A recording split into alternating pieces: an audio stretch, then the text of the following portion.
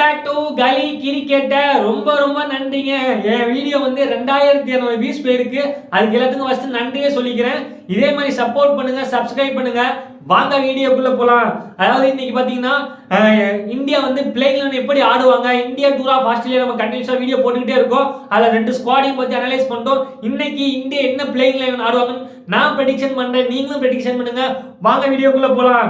S of course kill captain ஆடுவாரு, மாட்டுக்கிறதே கிடையாது. Opening யாரோட ஆட போறாரு? ஹிட்மேன் ரோஹித் சர்மா. அதான் ஆஸ்திரேலியா சொல்ல தேவையே இல்லை.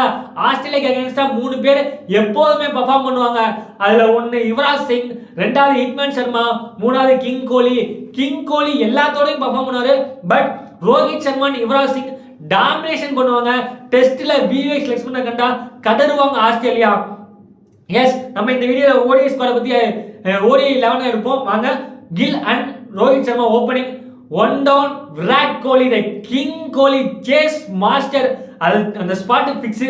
நம்பர் 4 ஸ்ரேயஸ் ஐயர். எஸ் கண்டிப்பா. நம்பர் 5 கேஎல் ராகுல் விக்கெட் கீப்பிங் பண்ணுவாரு.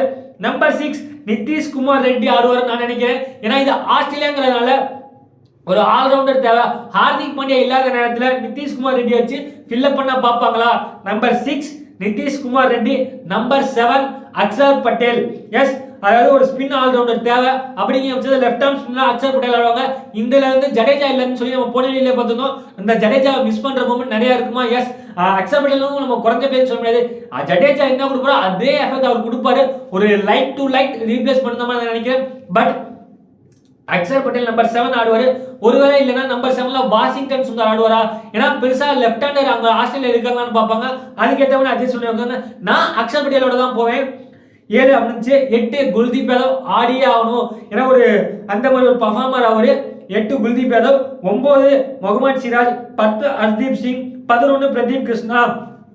அதாவது ஒரு 5 பேட்ஸ்மேன், 2 ஆல்ரவுண்டர், 4 பவுலரோட போங்கன்னு நான் நினைக்கிறேன். இந்த பிளேயிங்ல தான் பெஸ்டா இருக்கும்னு நினைக்கிறேன். நீங்க நினைக்கிறீங்கன்னு உங்க பிளேயிங்ல கமெண்ட் பண்ணுங்க. இதுல பாத்தீங்கன்னா ஜெய்ஸ்வால் வெளியே உட்காருவாரு, வாஷிங்டன் சுந்தர் வெளியே உட்காருவாரு, ஜூரல் வெளியே உட்காருவாரு அண்ட் ஹர்ஷித் ராணா.